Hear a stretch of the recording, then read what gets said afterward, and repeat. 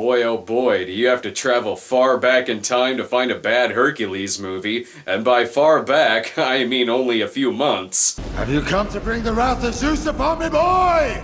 No, but he is raining down the power of laughably bad dialogue. I guess I could have spotlighted a Hercules movie during the release of Rennie Harlin's The Legend of Hercules. But what would that have mattered? The only two idiots who went to go see that movie are these two dipshits who prefer talking about movies in the front seat of their car. No, we have a much more highly anticipated Hercules movie coming to theaters, probably directed by someone held in much higher regard than Rennie Harlin, or maybe, kinda, not really. Whatever. Since I'm taking a look at a Hercules movie this week, that gives me an exclusive sneak peek of Dwayne Johnson as Hercules. Come to Homercles!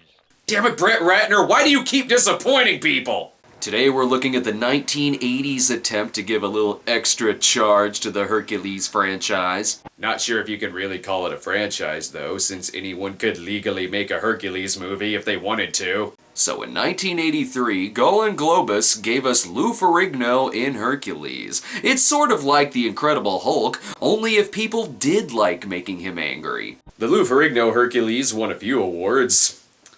Razzie Awards, that is. But the honor of Worst Picture went to another distinguished film, The Lonely Lady. And why wouldn't it? The awards acceptance speech was written right into the film. Right away, Leo the Lion had better be careful. I understand Dwayne Johnson punches him in the face in the new film. Now even the movies are asking me to purchase one of those Canon cameras. Why would I get a camera like that when Drek like Hercules is filmed on it? Well, if you get Lou Ferrigno to provide a sperm sample for your movie, you might as well put the opening credits on it. Given the movie is about such a strong man, I must say these titles are mighty weak, especially the director's name, Louis Coates. That's Italian for who do they think they're kidding? The movie is directed by Luigi Cozzi, director of Star Crash and Godzilla. Oh, no, not technically that Godzilla. The 1977 re-edit featuring Spectrorama 70 colorization that made it look slightly more radioactive than the film's monster. And if you're the religious type, no need to teach your kids theology because Luigi's Hercules explains creationism the best way that it possibly can. In the beginning, before creation, there was darkness. And then public access television was born. From the primordial explosion emerged the fire of chaos. It's a very small fire. You may need a magnifying glass to see it, but rest assured it's mighty chaotic. Wow, these stars are much more impressive than the ones on the credits. Why didn't they use these? There came forth a jar, golden and glittering, Pandora's jar. But don't rub it too hard, for it will release the divine Wishmaster, the god of assholery. Oh no, how are we gonna tell God we broke his favorite vase while he was on vacation? From the fragments of the jar, the planets and the solar system were formed. Amazing how pottery was invented before the solar system. And then we created the tabernacle from Zardoz. Space travel was almost instantaneous, for the planets were then invented by an element that cannot possibly exist in outer space. And then, Earth. And on Earth there was life. Except for a little place the gods like to call Wyoming. But enough about Earth. We will go to the moon! But the first beings that the mists of creation offered forth were not men. They were of the supreme essence and became gods. They claimed the moon as their home. For more, visit lunartruth.com or watch the film Apollo 18. This is feeling like if Cosmos was a Scientology production. Brought to us by the almighty Santa Burger King. As the ghost of Christmas present, I feel I am the most equipped to hit mankind in the face with a toaster. I guess everyone on Earth is too big of a pussy, so Zeus and the immortal twosome here create someone else slightly stronger. A man who is stronger and more intelligent than all other men. We shall call him Goliath. And as you can see, the seed of Zeus may have conquered light speed, but it is also very, very tipsy behind the wheel. And who, disguised as Clark Kent, mild-mannered reporter for, wait, hang on here. Where's his penis? So even Hercules suffers the effects of steroids? That was a lot of information. Is that all the backstory that we need to know? Even as the hero is born, the forces of evil are at work in Thebes.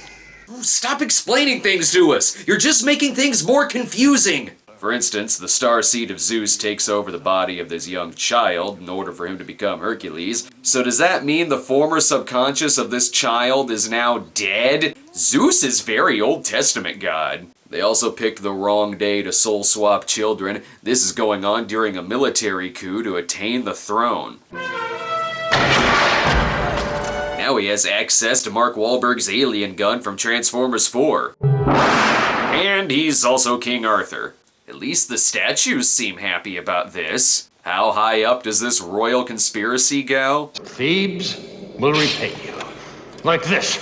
Crap, he stabbed him right in the PG. Then they laid waste to the palace stock footage, destroying film reels from the castle's public domain treasures. Now the guards must face their true enemy, small doors. Hercules, however, is saved from death by this heroic servant who had just enough time to save Hercules before making her way to the set of Willow to do the same exact thing with Elora Danan.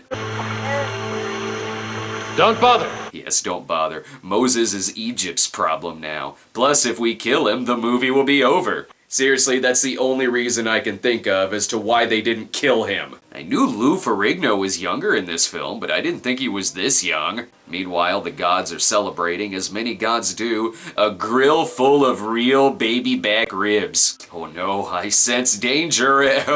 What in the divine intervention, fuck? Gummy baby, anyone? You mean you could have done this the whole time? Don't tell Hercules. He might ask why you didn't save his mother. He intervenes for his divine son, but it's up to me to right the balance.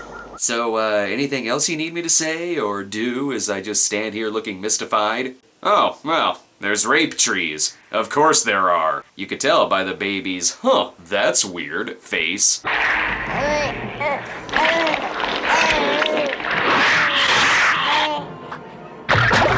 don't know what that says about the special effects, if a baby can destroy them. Hercules is soon saved by medieval Ma and Pa Kent.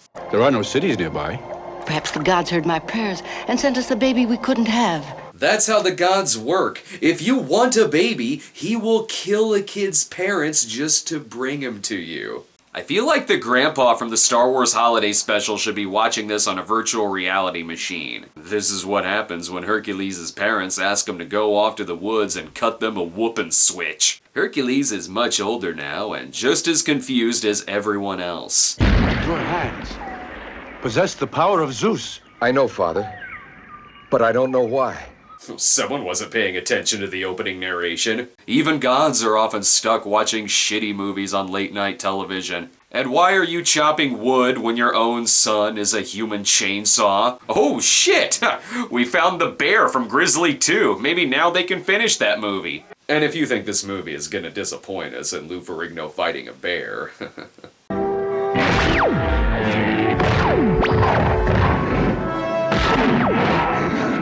He's beating the spider sense out of him.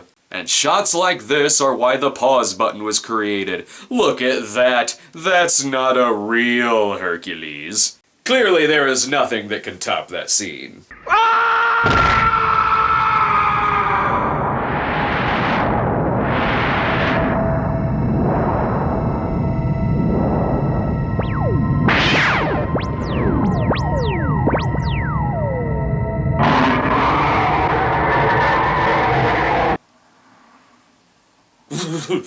I'm sorry, I didn't know that throwing a bear into outer space was on the menu. What restaurant is this? Because I kinda want seconds. I've been saying for the past year that Gravity would have been a lot better if it was about a bear. The film's villain is the evil Minos, who's dedicated to one thing and one thing only.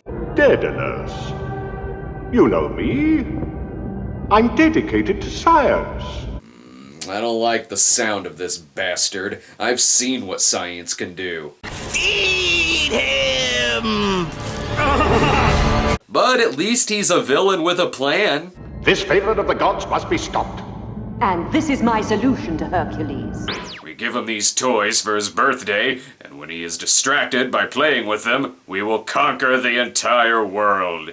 The toys can even talk, too. Skeletor, the master of the universe. What the fuck? The dude threw a bear into outer space and lifted a whole tree out of the ground, but I guess 3 stones is a little too much for the big guy. Your mother is in danger! Come! What?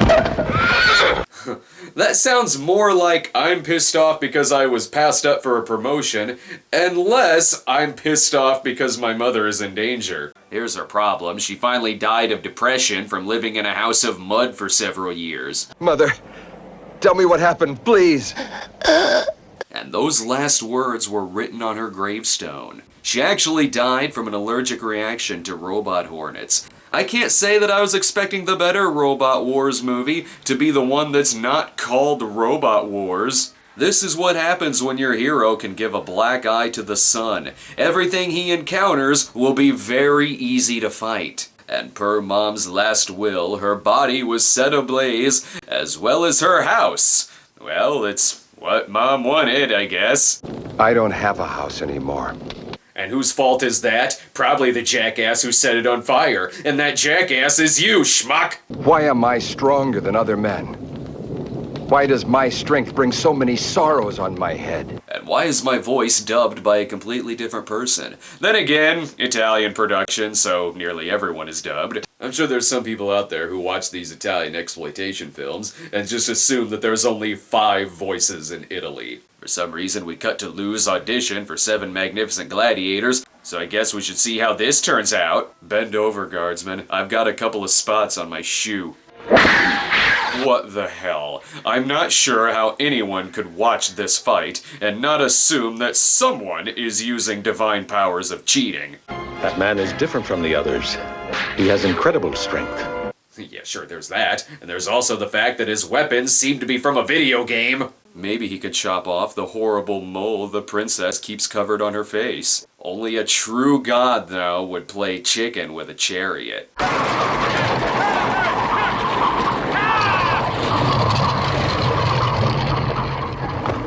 Impressive, but that doesn't make him nearly as smart as the man who simply walked around it.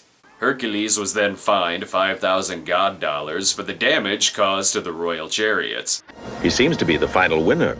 Seems to be? Yeah, he seems to be the winner. That's kind of like saying the '92 Olympic Dream Team kinda won. Earlier in the movie, Zeus offered him his hand. Now he's offering him his turd.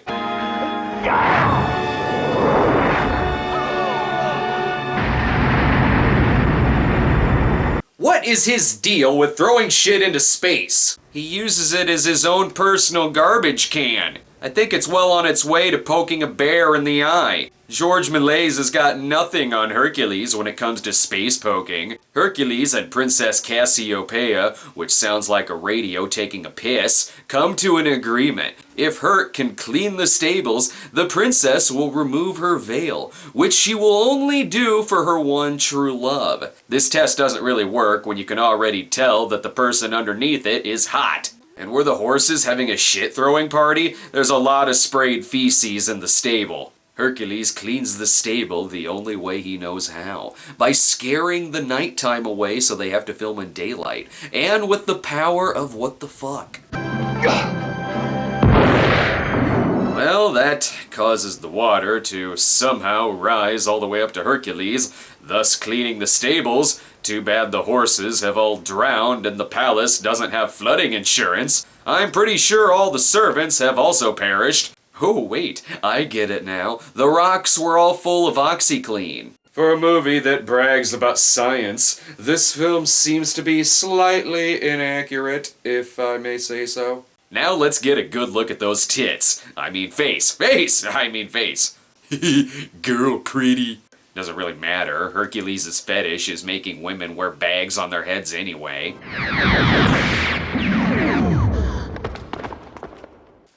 Zeus, the god of cock-blocking. In comes Sybil Danning as Adriana, werewolf bitch, clearly being interrupted by the Miss Universe swimsuit competition. They haul off Lady Cassio to Atlantis, while Hercules...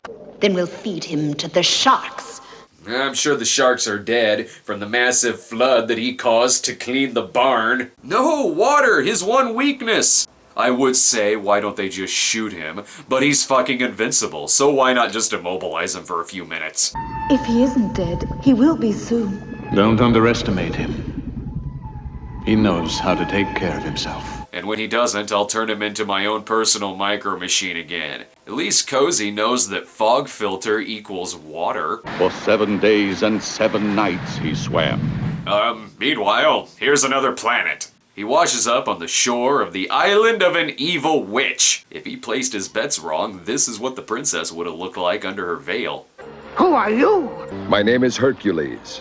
I know everything. Why did you ask then? Hercules, the god of pointing out flaws in dialogue. Oh hey, the solar system got its vase back. Herc seems to be a good house guest. I need help, witch. I find that term offensive. Call me cunt. The witch, Circe, uses 10 drops of Hercules' blood to give herself a makeover. It may seem like it's the blood doing this, but on closer inspection, it's the transition effects. Even her jewelry is somehow affected by Herc blood. Who are you? I'm Circe, the sorceress. Said with the authenticity of someone asking me to check out their webcam. Boy, she's been looking for an excuse to wear these mall clothes for ages. So many people in this movie can either create something out of nothing, or just mysteriously appear, to the point to where I'm not sure why Hercules has to do any of this. He's only the 3rd powerful person in the movie, and he can throw shit into space. Circe the witch asks Hercules to attain her personal charms from hell.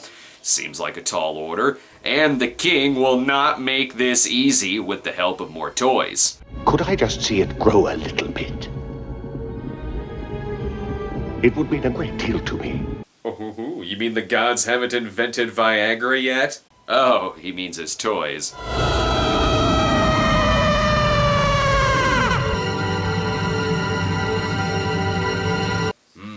That's villain speak for meh. And when is her granddaughter gonna ask for her clothes back? The 3-headed robot dragon of hell seems like it should be easy to defeat. All they have to do is unplug it. Destroy it with its own rays! Lift the shield! That's quite an impressive guardian of hell you have there. One that can be defeated with amazing mirror technology. So I guess it's time for hell. Hercules and the sorceress Circe cross the rainbow that will lead them to the gates of hell. Well, hell doesn't look that bad. Christ, I had no idea that it looked like West Hollywood. Are you sure it's hell, or is it Asgard? I get the feeling that a lot of people make that mistake. Okay, before I get your charms, there's something I've been meaning to ask. What's with the bulge? The transport is almost here. Almost. Going very, very slowly here. People seem to be rather lazy in hell. And while we're here, might as well pick up these stolen Shankara stones.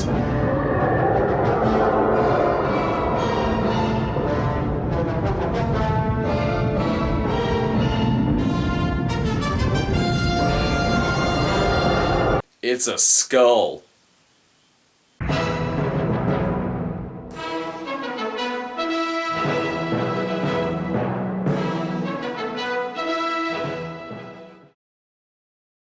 Holy shit, the eye of someone. There, Hercules, under the hand of destiny. Wait, I know this part. She's about to tell us what Turok needs to do on his next mission.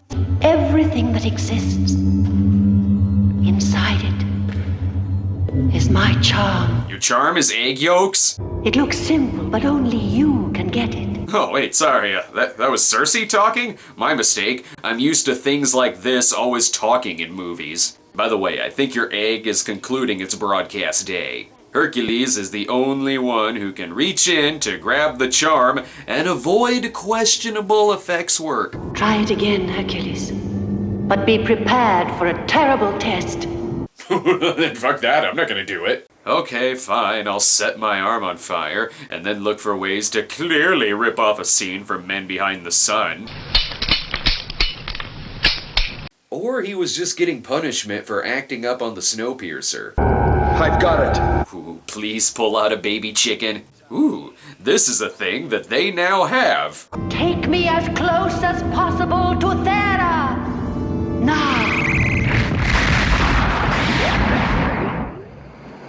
Well, great, Cersei. We're still fucking lost. What do we do now? Yes, but here you shall have the most precious gift of all, Prometheus's winged chariot. I don't know. I hear some people are awfully nitpicky about the Prometheus chariot. Perhaps they can get help from Khaleesi and Zarodaxis, another pointless cameo. And why not? How about some new magic?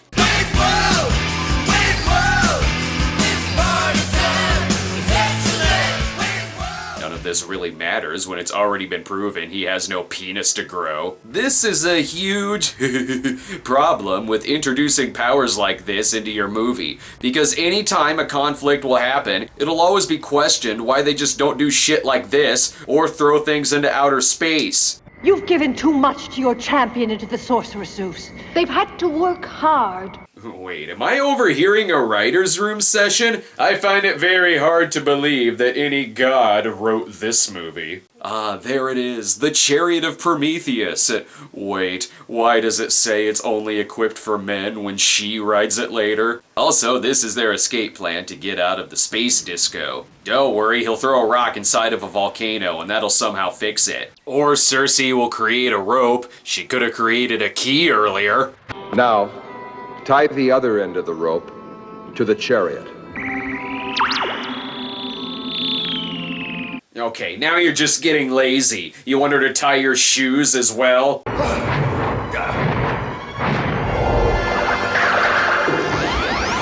And then space killed them. They better hope they don't run into a superimposed video of a very, very angry bear. Also, from space to the ocean, only about a 10-foot drop. Everyone knows this. To be fair to the movie, though, they do explain her loss of powers. Why did the rope break? What happened to your powers? You made me fall in love. And when that happens to a sorceress, she loses all her powers. Well, that's convenient for the script. Quick, punch her so she'll hate you and she'll get her powers back. Ah, there it is. The island of Johnny Blaze, which is only a few feet away from them, it seems. I see Atlantis as a model. Perfect, it can fit in Zeus's hand. While the princess hot tubs it out with annoying sunlight in her face, Sybil shows up with the girls, plus her 2 servants. But I haven't been confused in a little while, so have at it, movie. That cave, Hercules, will take you directly to the center of King Minos' palace, through his underground labyrinth. There you'll find your Cassiopeia, but you must hurry. Ooh, the robot must be hypnotizing me, because I'm not sure if these scenes are supposed to go together. Whatever it is, it kills Cersei, who was a perfect sacrifice in order to give us a scene of Hercules fighting a robot. I see the only thing that made a splash was its fart. Oh my god, I was kind of starting to tolerate her.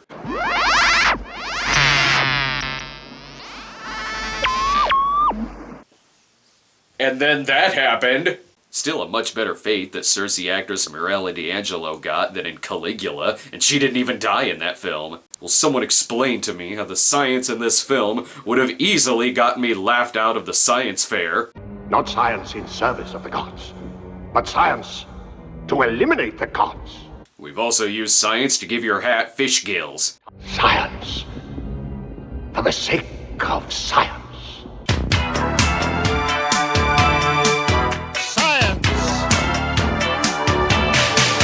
Maybe some good luck will come Herc's way. Will evil triumph over good? The gods are powerless this night. Because they too have fallen in love with Hercules. It's that moment where she's too far away for me to tell if I should black box this. But I don't want to deprive anyone of this shot. Even the science Oogie Love knows more about science than this film. If I told her once, I told her 1,000 times. Creation came out of chaos, is surrounded by chaos, and will end in chaos. But while we're here, we must have perfect order. And this is what caused Ben Stein to do that Expelled movie. To save Hercules. Use your charms on him, he's yours. If he resists, use the Black Lotus. It's quicker. Oh, how quick could it be? What the fuck? How did this happen? It's so quick that it took care of him in between shots. Haha, the tables have turned. Sybil Danning is not used to being on the other side of the cell in a prison scene. And how is this stopping him? Does he just want to listen to their taunts? Minos means to give you to me. And he couldn't have chosen better. Really? Because he doesn't have a penis. Just saying. Oops, sorry, that's what did it. The no penis thing kinda set him off. And now Cassiopeia is ready to be sacrificed to the devil's asshole, where lives will perish trying to save her. Oh no! Who was that? Hercules manages to find the guard's weak spot, a sprained ankle and a bruised tailbone. And for a scientist, this guy sure believes in a lot of fantasy. Yes. The sacred sword of thieves. Hercules, help before the movie figures out what lava is!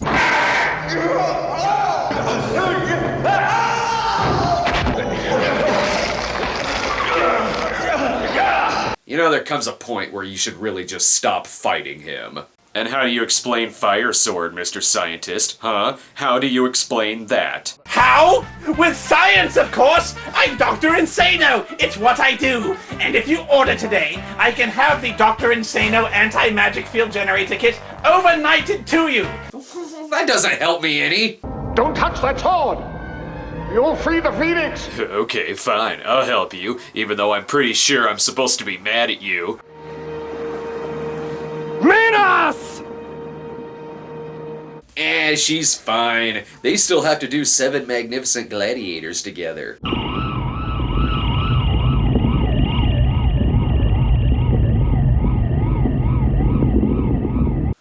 Okay, well, I guess throw a bikini top on those ashes. Someone will want to fuck it. And thus more stock footage was destroyed, and there is only one man to blame for all this. Minos! And Zeus is gonna be mighty mad about the destruction of his model collection when he gets home. The Phoenix is free from the evil that held it prisoner. Its fire is free now to serve the universe. The world has nothing more to fear. Yeah, sure, it serves the universe by killing a whole fuck lot of people. I'm not sure if these were all villains, but then they learn that the foundation of a new relationship is trust. Wait. Are you really Cassiopeia? Or Ariana in a new form? Or Circe reborn? I'm all of them and none of them. So, is that a yes, or... Fuck it, she's hot, and the magic sword did give him Morella's husband's severed penis, so let's do this. Huh, well this is weird. And then their cardboard cutout ascended into space, where it was mauled by a bear.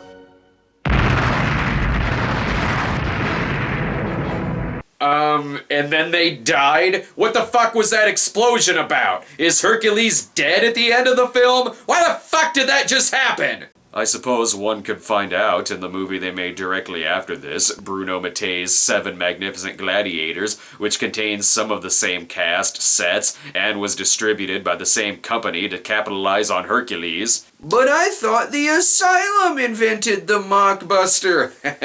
I'm just kidding. It's okay when the 80s did it. And while the movie wasn't exactly a runaway success at the box office, that doesn't really mean anything if your picture is a low-budget exploitation film to begin with. So why not? 2 years later, we got a sequel, The Adventures of Hercules, also starring Lou Ferrigno.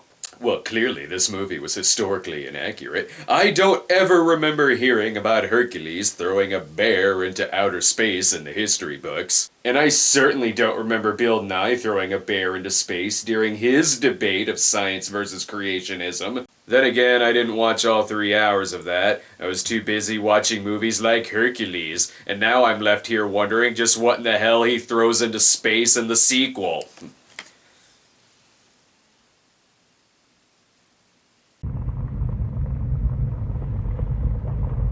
Where was I? Hercules.